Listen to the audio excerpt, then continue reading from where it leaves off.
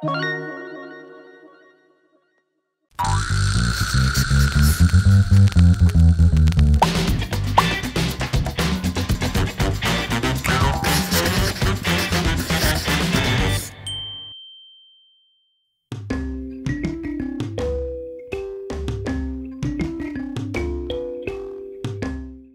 européenne et la protection de l'environnement. Donc c'est sur quoi nous avons travaillé hier. On va parler de cette première séance après avoir revu la vidéo qui fait partie de la séance d'hier. Aujourd'hui, l'Union européenne travaille sur la qualité de l'air et de l'eau, la gestion des déchets, la réglementation sur les OGM et les pesticides, l'aménagement durable des villes et le réchauffement climatique. Quels sont les domaines dans lesquels intervient l'Union européenne? Est-ce que vous vous souvenez? Protéger à l'environnement. Oui, il y avait la défense de l'environnement. Théo?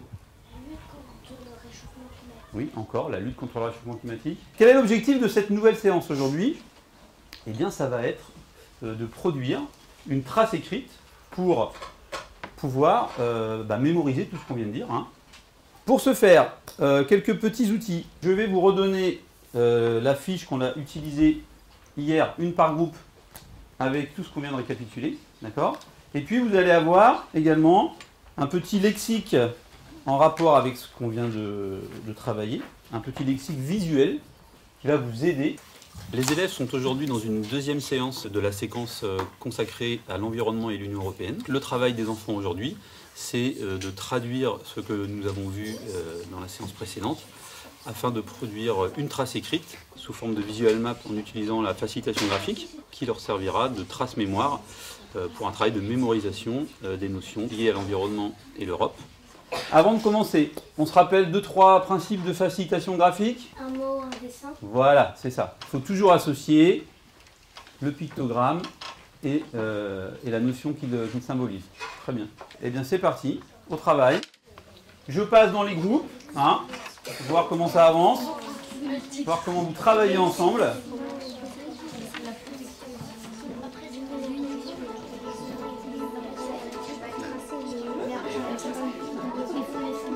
Neutralité carbone en 2050 et dépenser 30% du budget de l'Union européenne pour l'environnement. D'accord? Les deux pictogrammes défense de l'environnement et neutralité carbone, ils sont au tableau.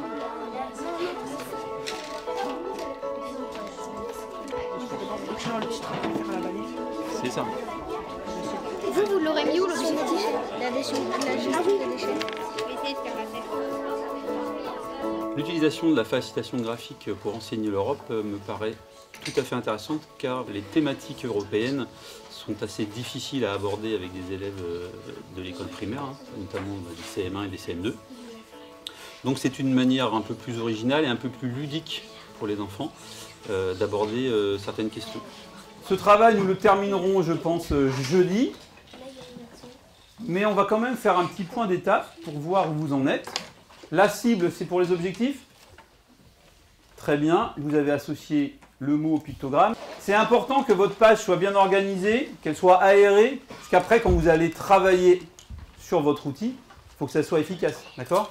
Alors l'objectif, ce n'est pas le réchauffement climatique. C'est quoi l'objectif? C'est lutter, d'accord? On retrouve le titre, une superbe bannière, et puis des flèches. Est-ce que vous pouvez nous expliquer vos flèches ici? Il y a l'action, la limite et les objectifs. C'est une très très bonne idée. Donc vous voyez que ça prend du temps, mais il y a des choses intéressantes, il y a des choses un petit peu à parfaire. Est-ce que, selon vous, le travail que vous venez de faire, ça vous aide? Et est-ce que quelqu'un est capable de dire en quoi ça nous aide? Les dessins, du coup, on les met dans notre tête et on se dit le dessin et là on se dit ah oui, ça voulait dire qu'il fallait lutter contre le réchauffement climatique. D'accord. En fait, à force de les voir, de les dessiner, de les écrire, de les entendre et tout ça, et du coup, généralement, on les retient. D'accord. Ce qu'on peut constater sur l'intérêt de cette méthode, c'est qu'elle favorise la mémorisation des notions, notamment pour des élèves qui seraient parfois un peu en difficulté. Ça me semble intéressant pour les enfants qui ont quelques troubles d'apprentissage, notamment les élèves 10. Lorsqu'ils sont en situation de travaux de groupe, la coopération et l'interaction va favoriser cette mémorisation. L'association du dessin et du mot me semble assez pertinente dans ces cas précis.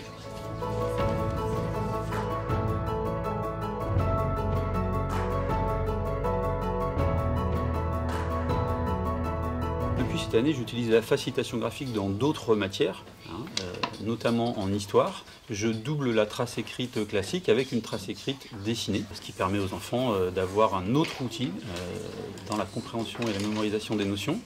Je l'utilise également pour la mémorisation des poésies. Et là, c'est le fait d'être en interaction, de chercher à représenter les différentes situations de la poésie qui va déjà activer un premier travail de mémorisation. Je l'utilise aussi en classe pour des affichages de classe, pour présenter le programme de la journée. Le retour des parents est plutôt positif, et puis on se rend compte que certains élèves commencent d'eux-mêmes à utiliser la facilitation graphique. J'ai l'exemple d'une élève qui avait un souci de compréhension et de mémorisation sur une séance de sciences, et qui d'elle-même a produit une trace écrite qui a pu l'aider. Donc ça, c'est un retour notamment de parents qui sont plutôt très contents de l'introduction de cette méthode dans les pratiques de classe.